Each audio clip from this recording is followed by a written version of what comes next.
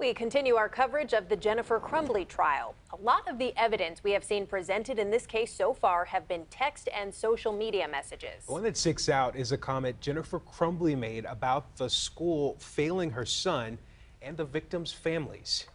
We're joined now live by attorney Ven Johnson, who represents some of the families who lost loved ones in the mass shooting. Thank you for being here with us. Thank you very much, Unit Terrence. There have been so many different things that have been quite astonishing that have played out so far in this trial. First, just want to get your reactions to some of the things that you've heard.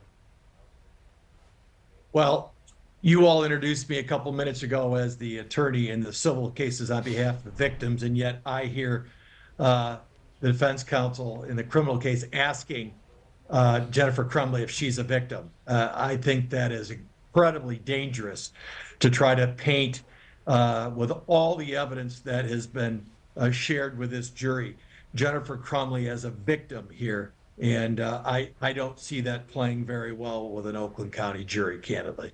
Yeah, I imagine you've been watching all of these developments very closely. She did say specifically in one of those messages that the school officials failed her son and the 4 victims' families. What do you make of that, of the finger pointing at the school? Well, obviously, folks, I agree with that limited point, right? The school did fail a lot of people.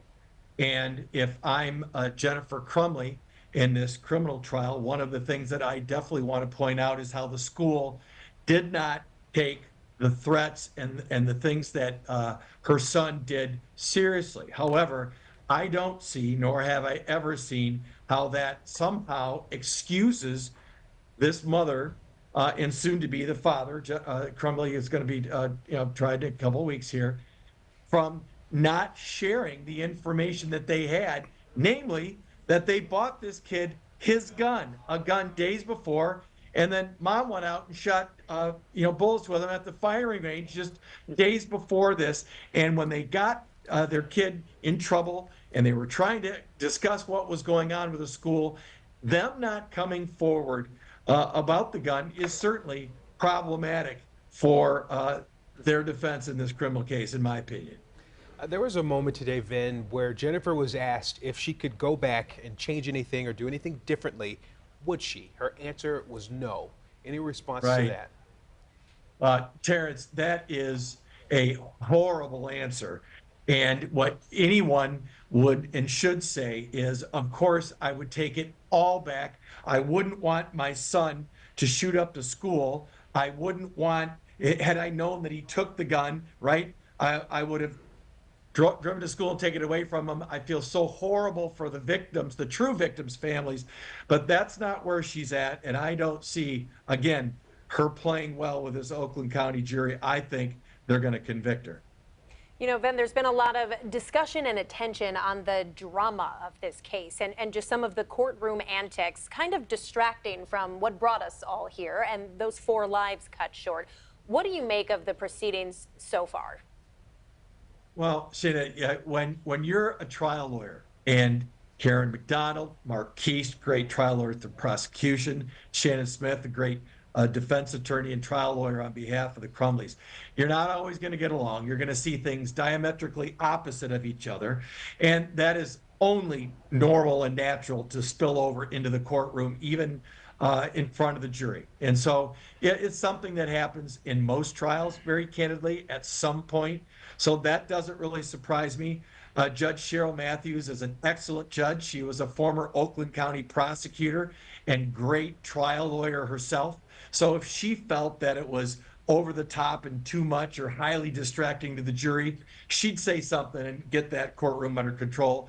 But I think she's done a great job of kind of letting things play out, because this is a part of trials, and it's not an easy, fun process. It is a battle. It's a war in certain respects, metaphorically. And so, yeah, that doesn't surprise me, and it happens more often than not.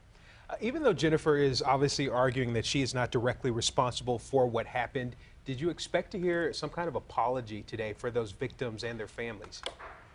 Absolutely. And the best answer would be, are you claiming to be a victim? No, I'm not. I believe I'm being wrongfully charged, but the true victims are the victims of the families of the folks who were killed and shot, and others all throughout the school, locked in classrooms thinking that they're going to be killed next. Those are the victims. That's what should have been done, and an apology. It didn't happen that way. And like I said, guys, I think she's going down. And finally, Ven, the victims' families who you represent, how are they doing with all of this? Yet another trial, days of coverage, just being inundated with it all. And that's exactly the perfect answer, Shana. There, the ups and downs, the emotional highs and the lows. It's horrible that they should have to hear any of this, but the majority of my clients, and there's a few that do things differently, but they need to hear this because they need to know every single fact that they can to try to somehow wrap their brains around what happened. So this has been incredibly painful, incredibly difficult, but they realize it's a part of the process. As you know, the shooter's trial is over. He pled guilty. So now this is criminal round 2, guys. There's going to be criminal round 3 with Mr. Crumbley. And then we got civil rounds 1 and 2 with the state and federal. So they've got a long, long road, and they know that. Yeah, it is definitely something that is very painful and has affected so many people, which is why we are covering it as extensively as we are. Yeah. Attorney Ven Johnson representing some of the victims' families from the Oxford High School shooting. Thanks so much for your time today, Ven.